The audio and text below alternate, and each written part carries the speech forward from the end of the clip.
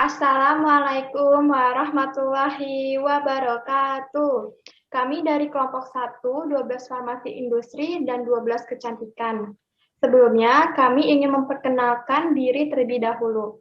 Perkenalkan, nama saya Gentayu Putri Lembayung. Nama saya Elita Sari. Nama saya Nadia Salmaharja. Nama saya Pradita Apriliana Suhartiningsih. Tasya Indra Zahra. Nama saya Nia Ramadhani. Di video kali ini, kami ingin membahas bab 4 tentang IPTEK atau Ilmu Pengetahuan dan Teknologi. Silakan disimak ya videonya.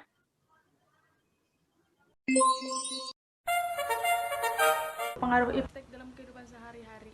Pengaruh IPTEK itu pasti ada dua sisi ya, entah itu yang positif atau yang negatif. Kalau mau dibahas yang positif dulu, kalau dari positif tuh pasti banyak sih, kayak lo jadi lebih mudah melakukan apapun, lo jadi mudah untuk memenuhi kebutuhan sehari-hari gitu kan ya, kayak misalnya mau pergi kemana tinggal pakai Gojek, atau misalnya lapar tinggal nge-GoFood, ya nggak sih?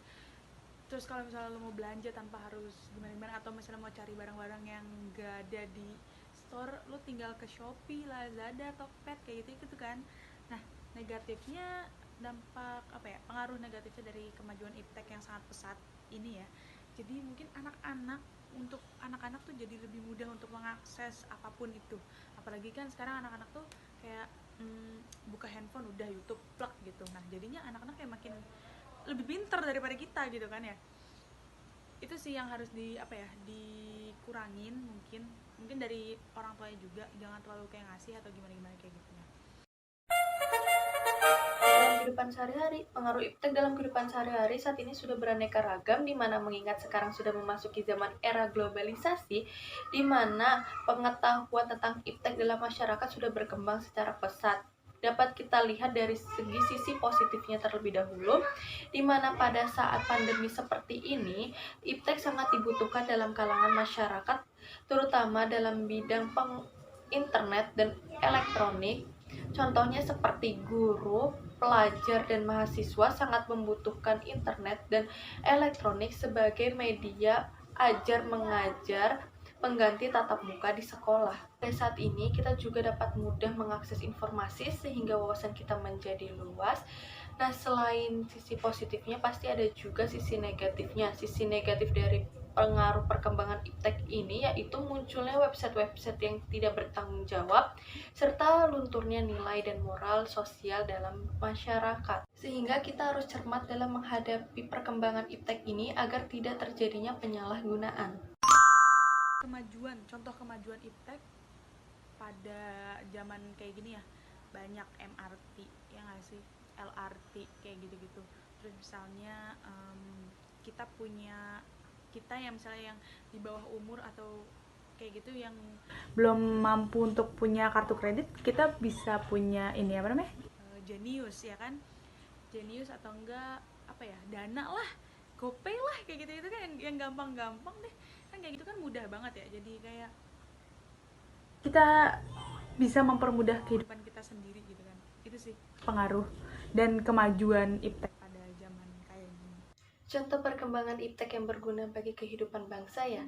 Saat ini IPTEK digunakan sebagai alat untuk pertahanan keamanan negara karena dengan adanya IPTEK maka pengawasan menjadi lebih mudah dan terjangkau.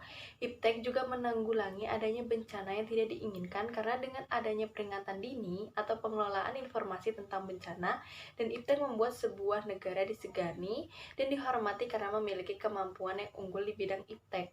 Dengan IPTEK, maka negara bisa menghasilkan sumber daya manusia yang kompeten dan mampu mengikuti perkembangan zaman.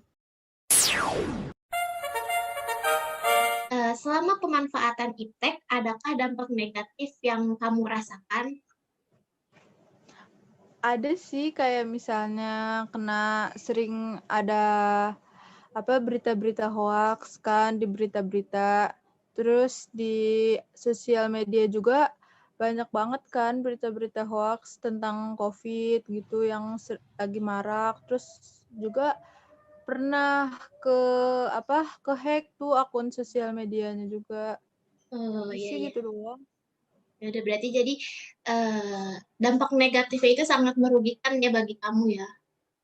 Iya, itu rugi banget. Selama pemanfaatan iptek, adakah dampak negatif yang kamu rasakan? Menurut saya dampak negatif itu pasti ada. Kayak contohnya tuh di bidang komunikasi.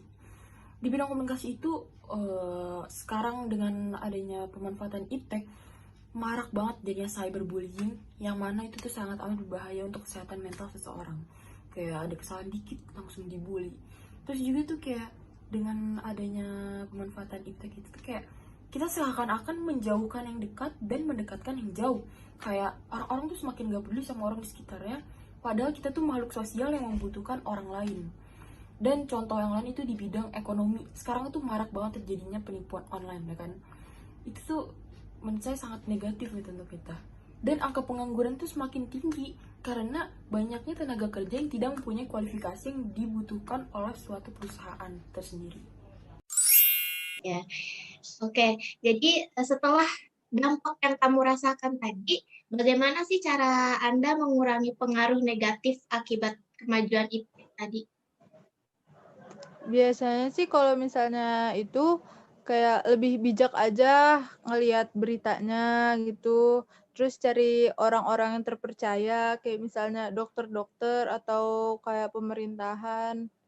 Itu Oh, aja sih. oke, berarti lebih positif lagi memakai teknologinya di zaman sekarang ini ya. Ya kan? Iya. Iya. Mm-mm. Bagaimana sih cara kamu ngurangin pengaruh negatif akibat kemajuan iptek? Menurut saya sih kita lebih bijak aja dalam menggunakan sosial media gitu. Kayak misalnya ada berita yang belum tentu benar adanya, ya kita jangan menelan mentah-mentah seolah-olah itu tuh salah gitu. Karena kita tuh belum tahu kebenarannya itu kayak gimana. Terus juga tuh kita tuh lebih terbuka sama orang-orang di sekitar kita, kayak lebih peduli lah kalau misalnya orang-orang di sekitar kita tuh membutuhkan kita atau gimana. Karena gimana pun juga kita tuh pasti bakal butuh orang-orang yang ada di sekitar kita. Terus juga dalam bidang ekonomi ya, biar kita nggak mudah ketipu dalam belanja online, lebih bijak lagi kita dalam memilih toko. Kayak misalnya kita bisa milih di toko-toko yang udah verified atau toko-toko yang udah terpercaya gitu kan. Itu aja sih menurut saya. Terima kasih atas perhatiannya. Maaf apabila ada kesalahan kata. Wassalamualaikum warahmatullahi wabarakatuh.